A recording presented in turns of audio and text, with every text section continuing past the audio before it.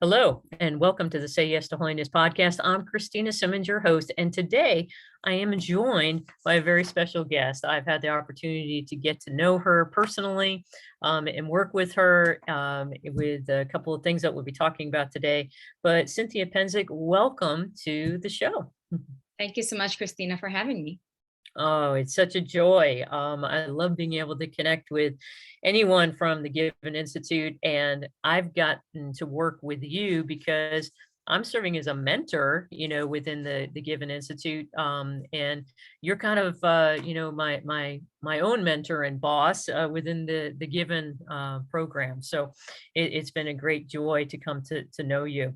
But speaking of getting to know you, would you be willing to share with our listeners just a little bit kind of about your own journey and how you got to doing what you're doing now? Yes, thank you. Well, prior to my work at the Given Institute, I was working at the Archdiocese of New York. So a little bit about me is that I was born and raised in New York City. My parents are from the Dominican Republic, and I have two sisters and two younger brothers. One lives in the Dominican Republic. Everybody else is spread around New York and Texas. My journey into church, I'm sure we'll get into it a little bit later, but let's just say that I started working in the Archdiocese of New York because God has a sense of humor. My background prior to that was in the fashion industry.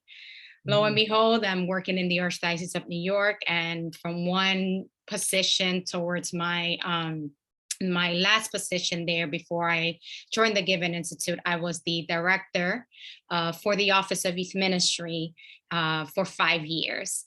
During my role there, working with youth ministers and especially working with young adults, as well as different communities and different ministry, I had the blessing of meeting the Sisters of Life. And one of them, Sister Mary Elizabeth, who when I started working at the office, in the Archdiocese of New York, she was the director of the Family Life Office at that time.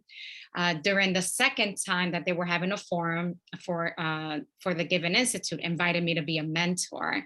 And I remember looking at the requirements, one, two, just what was gonna happen during that forum, and letting her know, like, can I come in as a participant? Because this looks amazing. And I need a mentor. I need a mentor more than I can give anything to any of these young women. Sadly, the requirement to be a participant is 21 to 30, and I was above that threshold. So I could not attend as a participant. So after a lot of convincing, I attended the Given Institute's Leadership Forum as a mentor in 2019. And thus began a beautiful journey of getting familiarized with its mission, joining them in different initiatives that they were having throughout the year, and ultimately joining them on staff a year ago as their mentoring program director. Well, so many people, I've done several podcasts, with people who were at the Given Institute, and had a podcast with Katie McGrady, and then also Brenda Noriega. And so many people don't realize the work that she has done.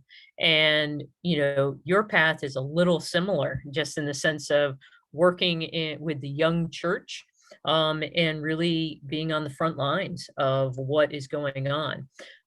That being said, what is it that Given does? What is it? And, how did it kind of get started? And, and then maybe we can talk a little bit about why it's so important right now.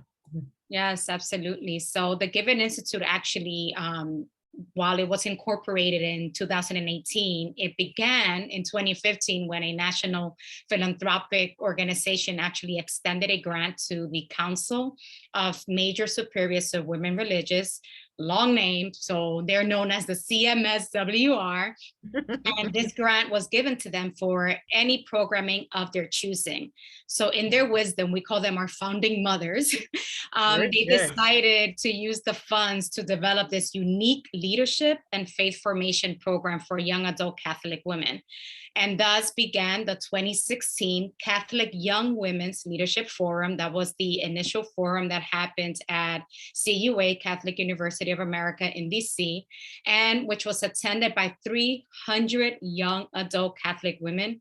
Mm. And we had representatives from about 28 different religious communities. And these were the sisters. The sisters put this together, and they, I believe, got the speakers, and just provided this week long faith formation and leadership formation for these young adult women. And I believe that during that time, especially the age that we attract, which is 21 to 30, is a crucial decade in the life of young adult women, where they might be out of college or within transition in careers, or maybe didn't attend college and are in technical and vocational discernment, both capital V and Mhm.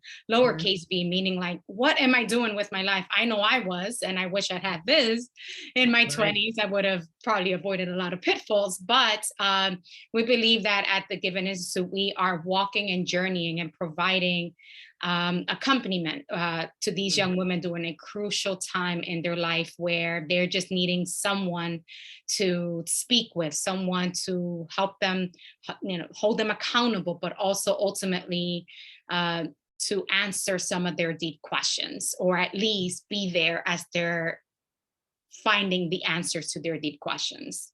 Mhm. You bring up about accompaniment, and this is something I'm passionate about, and is a part of what drew me to support, Given and want to get involved myself.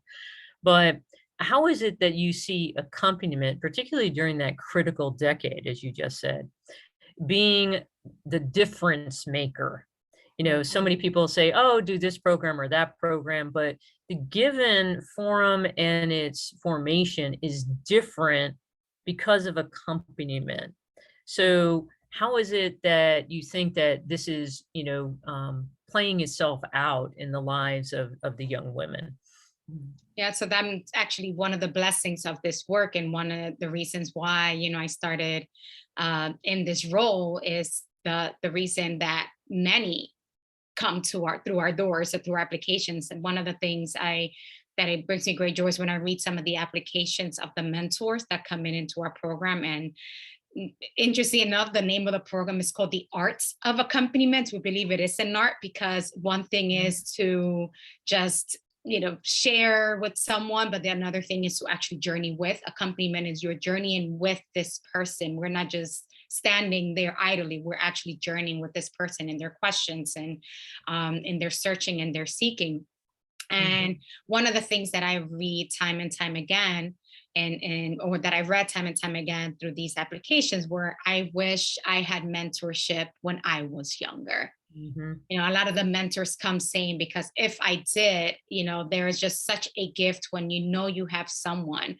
We have many programs that provide mentors on a professional level, a lot of the corporate institutions. And so, because they know and they see that when a person, let's say an entry level employee, is paired with someone that is more senior, that there's a gift, that there's a flourishing that happens, that this person can now see themselves in those shoes. While it is not in the same way, because we provided a more integrated approach, is so that a seasoned female leader can journey with a young woman during a time in her life where they can say, I've been in your shoes. Now let me let you know how grace functioned in my life, and how God helped me through these moments, and how I can be with you, also answering us. And we love to say that our mentors are spiritual mothers. They're really Mhm. there being, enacting their own spiritual motherhood that was endowed in them by our Lord. We're all spiritual mothers. Um, and it's beautiful. And I think that's what makes what we do unique, is this essence of really using the gift that God has given us, by our dignity of being women, which is Mhm. really this receptivity and this reciprocal giving. So as we're receiving what the young women are given, but we're also giving them, so what God has given us. So yeah, it's just this beautiful flourishing, as we say, of the feminine genius. Mm.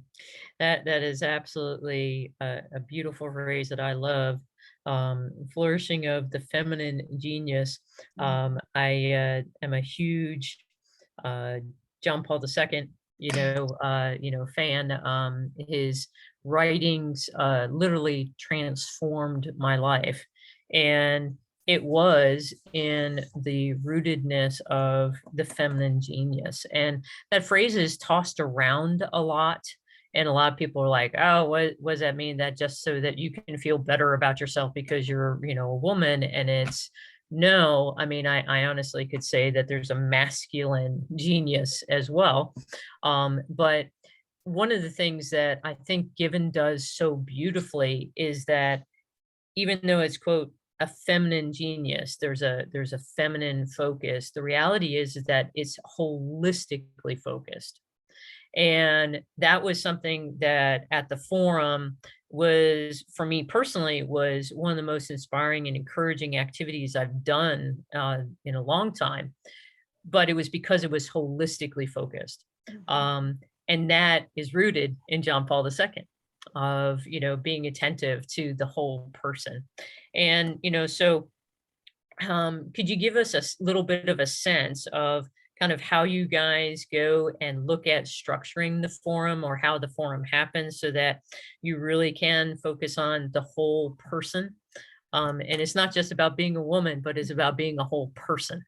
Right. Yes. So at Given, we have three signature themes, which is receive the gifts you've been given, receive the gift that you are, realize the gifts that you've been given, and respond with the gift that only you can give. So receive, realize, and respond. So throughout our time there, we invite speakers and invite leadership training and so on to embark and to be able to speak about those three different elements. So, we're not able to respond or realize the gifts we have been given unless we first understand that we are a gift and that God has, that we're receiving. And as you were speaking about like the feminine genius, like there's in order to be authentically feminine, it's to be able to be receptive. That's what makes us, we're made to receive, we're made to be receptive and make this reciprocal, again, gift to each other, to the world, to the church. So when we organize our forum, we seek presenters. They're all women because again, it's the Catholic Women's Leadership Forum and we want other women. Well, we believe obviously men can, provide with leadership training, but, we have, and one of the things that I remember mentioning it during our staff meeting, as we were looking, we curate lists and lists of women that we come across, that we meet, that we may think have a particular gift that we want to invite them to share. And I remember telling the rest of the staff, one of the things that I love about Given is that we give voice to people who may just not be given the voice. You get it? So, we have a lot of amazing speakers and a lot of them have graced our stages and our leadership. But then there's that one particular person who's doing some great work in her community, her parish. And that's the person we want to invite. And she may not be a big name person, and that's okay. We invite them both, but we love to provide access to her voice so other women can also be able to receive it. So when we look for speakers, we make sure that they embody, what we call, authentic, femininity in terms of owning and holding her dignity as a daughter of God. You don't need to look a certain way. You don't need to dress a certain way, as long as you understand that you are first and foremost a daughter of God and that you uphold your dignity as God created you to be. So that's what's most important to us. And then ultimately it's the message, curating, we have different themes. We read the evaluations extensively. We read, what our young women are saying, what they're looking for. And then we try each forum to apply a lot of that feedback that we have received. So the three components of a forum are first prayer, of course, first and foremost. So we try to do a prayer workshop where we incorporate different modes of prayer. So this past forum, we had VCO Divina, which was created by a Given alumna of Katie Weiss. She participated, I believe, in 2016 or 2019, really 2019. And wow. And I can speak about the action plan a bit more as well. She just realized that her best way to pray was watching and looking and praying with art. And that became her Mhm. bread and butter, So she instituted VCO Divina. So we brought her in, and that's another thing we love bringing in our given alumna to share their gifts and what they've received through being a part of Given. So we have prayer, then we provide with an inspirational message, our keynote, and then some leadership skills. So we always invite someone who provides some tactical, just nuts and bolts skills based training as well. Mhm. Yeah, and again, it's a holistic formation of the person so that then they can go out and they can try this for themselves. And you alluded to the action plan, Mhm. and people might be like, well, what's that? So share a little bit more about that, and why it was felt that that needed to be an important component of the given leadership training. Yes. Well, one of the other unique aspects, other than the art of accompanying mentoring, so it's the steps that it goes. So a young woman, 21 to 30, applies to participate in a summer forum. As part of our application, we ask them to develop an action plan. An action plan, it's a unique initiative at the service of others. It has to be. So it must be unique, meaning that it hasn't happened before. So you're not just tagging along on somebody else's Bible study, but you are looking that your parish has never had a Bible study before. And, and in your heart of hearts, you've always wanted to begin one, but you just haven't had the skills to do it. Well, not the skills, but kind of like the tools you needed at that time. Mhm. And God has been tugging at you and you've been ignoring it. That's the action plan. So we've had, it's something as simple or as a Bible study, for example, not saying that Bible studies are any simple by any means, but also as big and as founding your own nonprofit, as I mentioned, Mhm. VCO Divina. So basically what we look, it's what has God placed in your heart that you have been either putting it in the back burner or that you've just needed the right tools and maybe the right people to walk with you, journey with you, to ask those questions. So once we see that, that's part of their application, uh, then they attend the forum. And after the forum, that's when they get matched with their mentor. And part of what the mentor does is to help them through their action plan, not only hold them accountable, but finding them any resources outside of them that they may need. And one of the beautiful things that we have is that this alignment with the OSV, our Sunday Mhm. Visitor Institute, where women are able to be fast tracked. They're reviewed by an independent committee, but they're able to enter into this challenge to win money towards their idea. And we've Mhm. had already, just yesterday, one of from 2021, a young woman was announced yesterday in September that she made it to the final round. So she's going to be able to pitch her idea and win up to win $100,000 for her idea, among many others.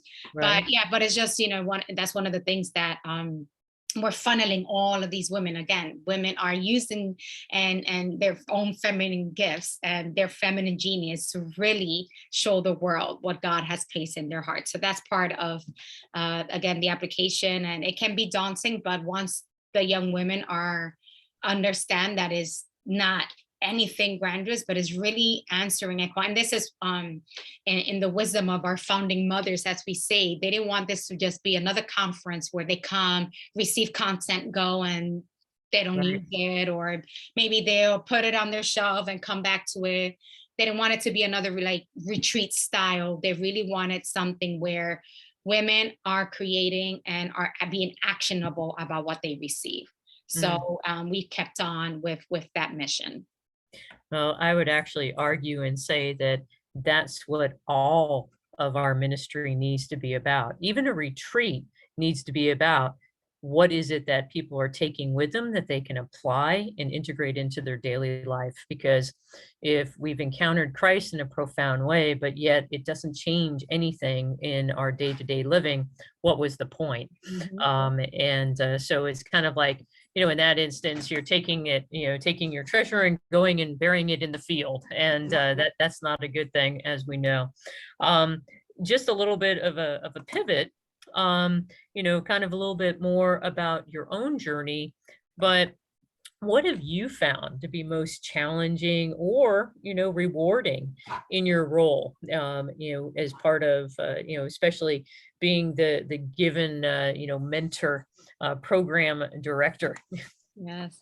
Well, the most rewarding, of course, is meeting women like you and so many women in our network who really have a heart, for service and really have a heart to journey with other young women, either because they wish they had it when they were younger, or they want to journey with a new generation of females who are in so need of great Catholic female role models, especially Mhm. in a society that tends to pit women against each other, and everybody wants to be better. And we have the influencers who are just out there, and just like showing that they have something, and then another influencer, but I have something better, but watch me.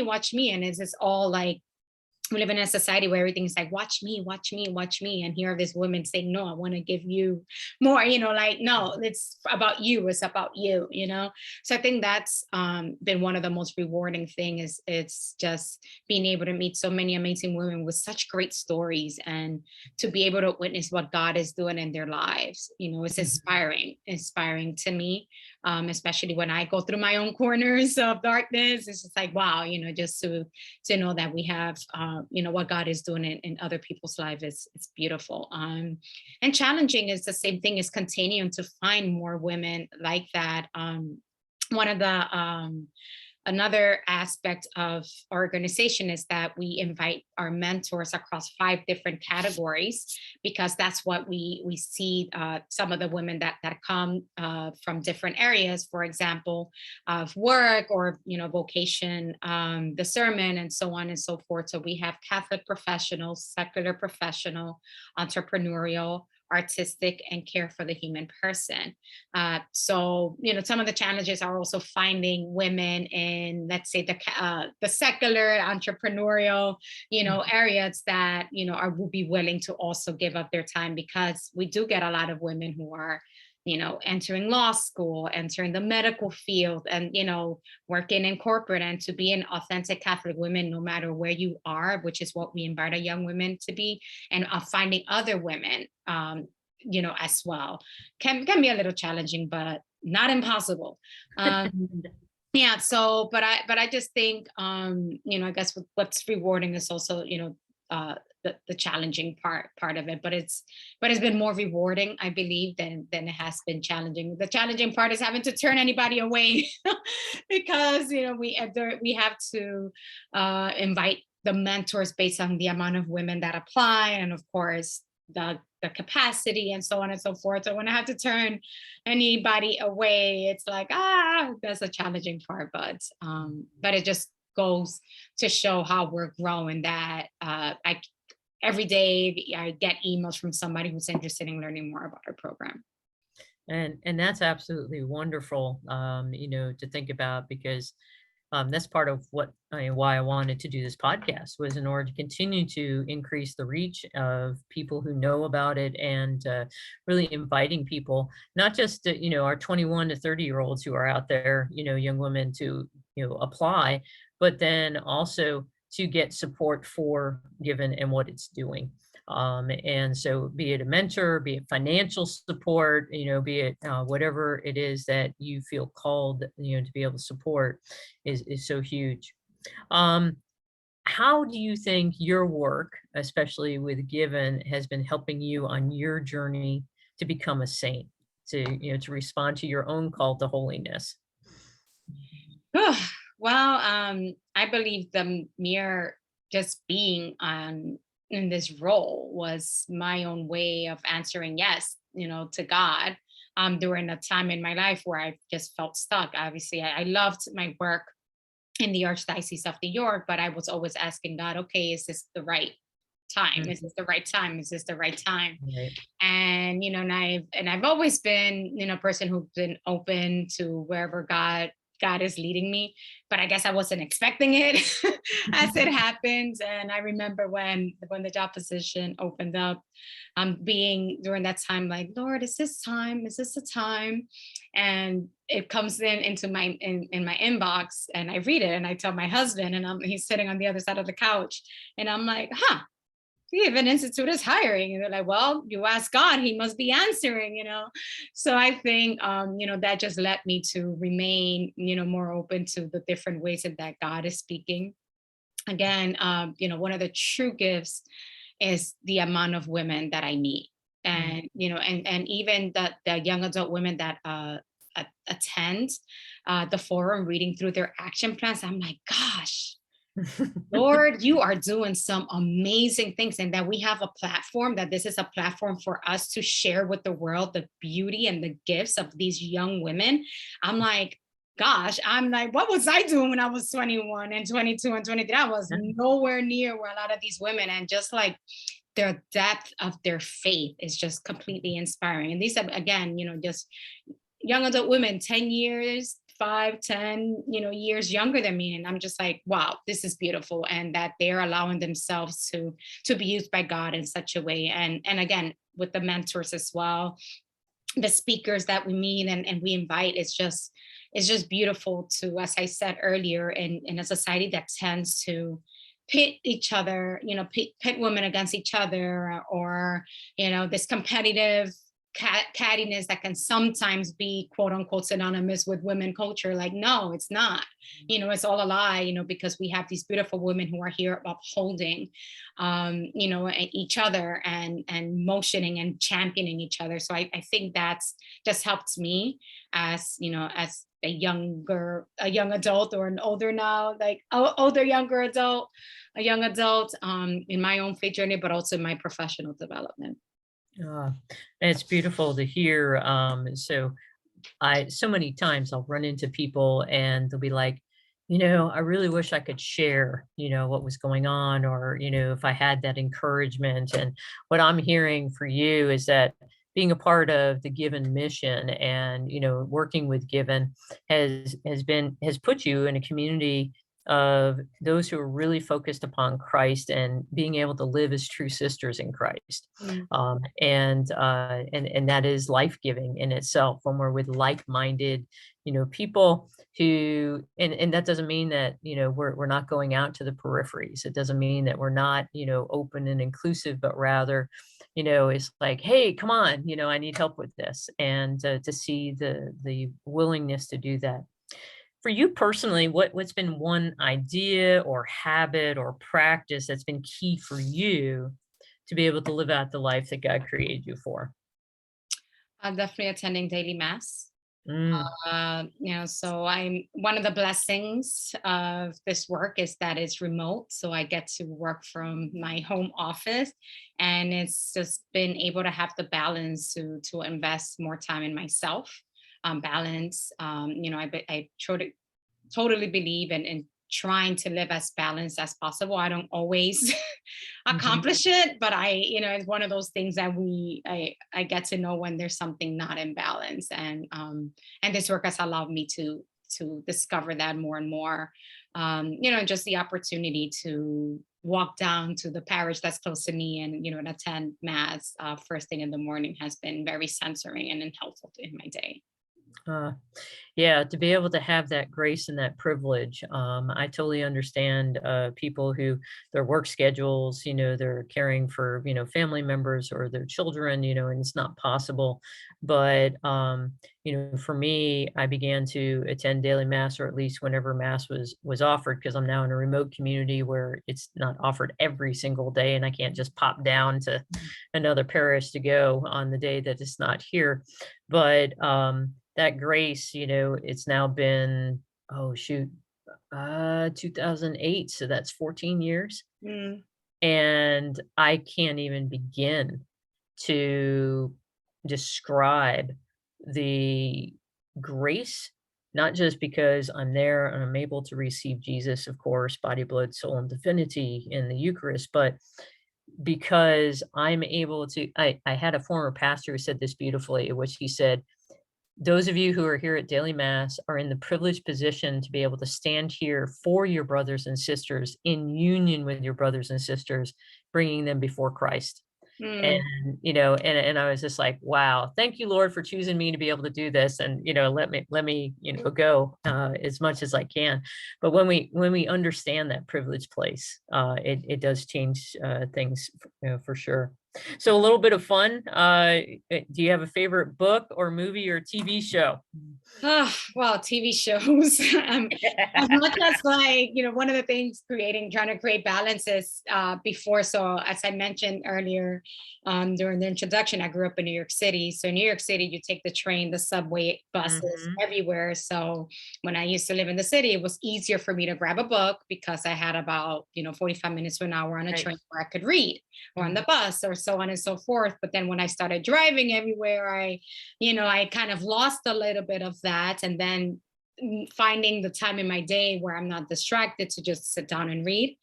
So I'm like, so that's one habit I'm trying to build more to read books. Mhm. But TV shows, I would have to say The Office and Parks and Rec. We are on our second time watching of Parks and Recreation. My husband and I, it's just genius. We were just last night, as we watched it, my husband and I were like, this is so good. Like the the writers of the shows are so good. But yes, love The Office, and I love Parks and Rec. Oh, that's awesome. Do you have a particular actress in mind who needs to play the story of your life when you become Saint Cynthia? Oh yes, I would. Before I used to say Julia Roberts because I was always a fan of all, the Julia Roberts, Runaway Bride, Notting Mhm. Hill, so I just love Julia Roberts as an actress. But I relate so much with Leslie Knope in Parks and Rec.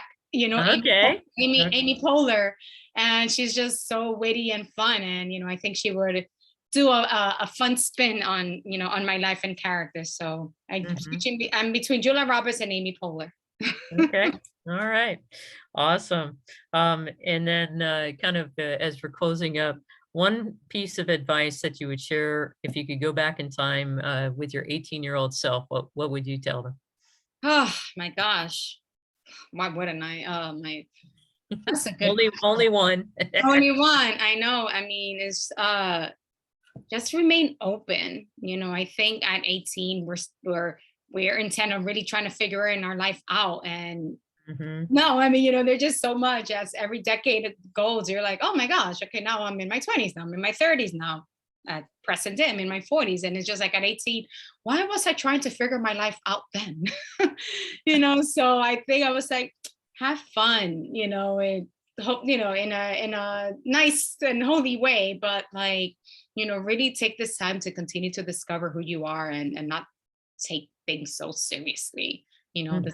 This is your time to allow yourself to be loved by those around you, but most especially be loved by God, and allow yourself to be loved by God, and it will make a world of a difference. Ah, beautiful. Well, I can't believe our time is already up. But it has been just chock full of beautiful pieces of wisdom. And also, thank you so much for your sharing and for your willingness to come on again. I would be remiss if I did not give you an opportunity to let people know where they can go to learn more or get involved, especially in the Given Institute. Yes, thank you. So we have an amazing website, and you can find all information, including about the mentoring program, the Catholic Leadership Forum, the Catholic Women's Leadership Forum, on our website, given institute.com. And given is GIVEN, institute.com. And you can Awesome. find upcoming events and everything that we're doing. Awesome. Well, I will put that in the show notes. And again, it's been such a pleasure, Cynthia. Thank you so much for your time.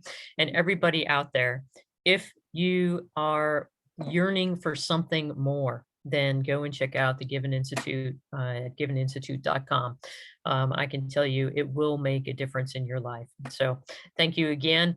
And for everybody out there, make sure that you know that you are loved beyond measure, and keep doing whatever it takes so that together we can tell the master of death, not today. God bless everybody. God bless.